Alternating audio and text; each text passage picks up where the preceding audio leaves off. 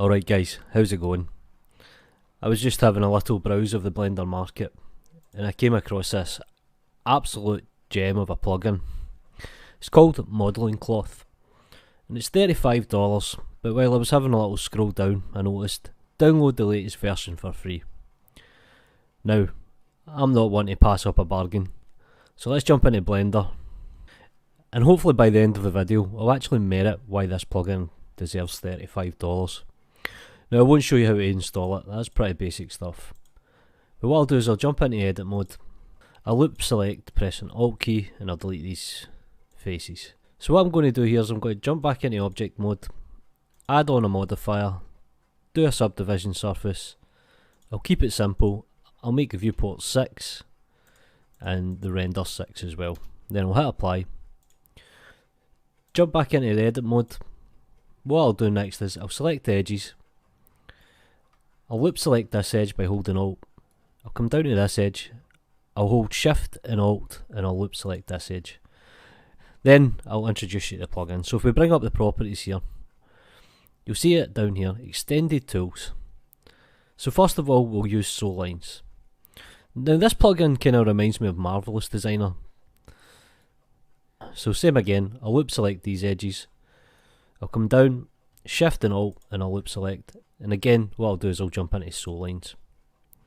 So now that we have some Soul Lines, what we can do is we jump back into object mode, select our object, and we'll make this a modelling cloth. Now this is just going to show you the basics of what this cloth can do. Take a look at the developer's YouTube videos. He goes a lot more into depth. He also has a few other plugins, really powerful plugins to be fair, and I highly recommend supporting them. So we have two options here, animation update. Now animation update kinda works like cloth, you hit play and the timeline will simulate. Or you can have continuous update, so I'll hit continuous update.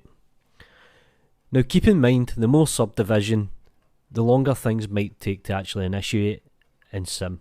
But this is pretty fast. Now you won't initially see anything happen and it's because the soul force is at 0. So what if we do 0.1? You'll start to see it sewing. Now this is ideal for garments and things like that, especially if you're wanting to put one piece of cloth and then wrap it around a character. But when I was playing around, I actually noticed that there's a few more options. Now just to give you an idea how optimised this code is, if I hit the grab tool, check this out. That's pretty good, eh? Now you're probably thinking, why is this powerful? So let me just quickly show you an example. I'm going to drop in a text object. I'll hit tab to go into edit mode and I'll just make a small a. I'll come here, I'll change the geometry, I'll put the depth up on the bevel and I'll extrude it out. So I'll make it 0.01 on the bevel. The next thing I'm going to do is jump back into object mode. I'm going to go to object, convert from mesh, something like this. Then what I'll do is I'll jump into remesh and I'll do a remesh, I'll make it smooth and we'll have something like this, a kind of balloon shape. I'll hit apply and I'll do a subdivision surface over the top just to give it a smoothing. I'll jump into edit mode. What I'm going to do is I'm going to loop select the middle polygons, so I'll select polygons and I'll do something like this. I'll hit delete, I'll delete the faces, then same again, I'll jump onto edges, I'll loop select this edge, I'll hold shift alt and I'll do this edge, sew the lines, jump back into object mode. Now I do apologise, I'm going kinda quick here but I don't want the video to take too long. Then what I'll do is I'll go into modelling cloth. So you can already see that was a pretty quick action. Next thing I'll do is continuous update. I'll put the soul force to 0.5. I'll put continuous update on and check out what it does. We get this kind of epic balloon shape. Now this is where I was playing around with it and I thought, there's always ways to do things in Blender. So if I put inflation up, it just goes crazy. There's no minimum movement. So what I'm going to do is put inflation down to 0.0.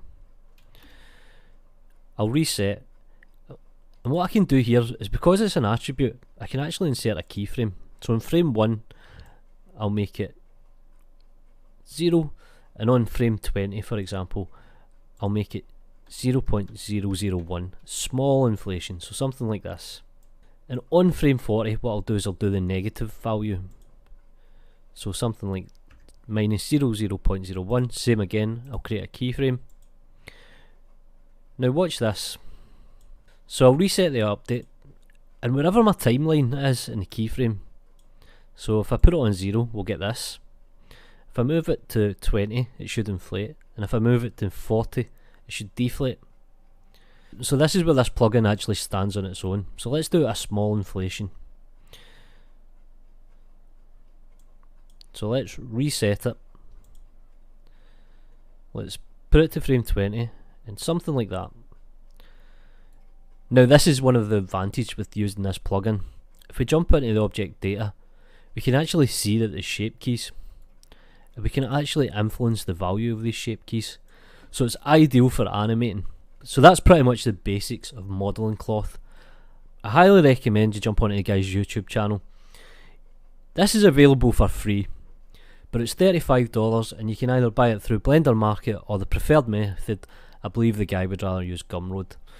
So please support third-party developers. This plugin has a lot of potential.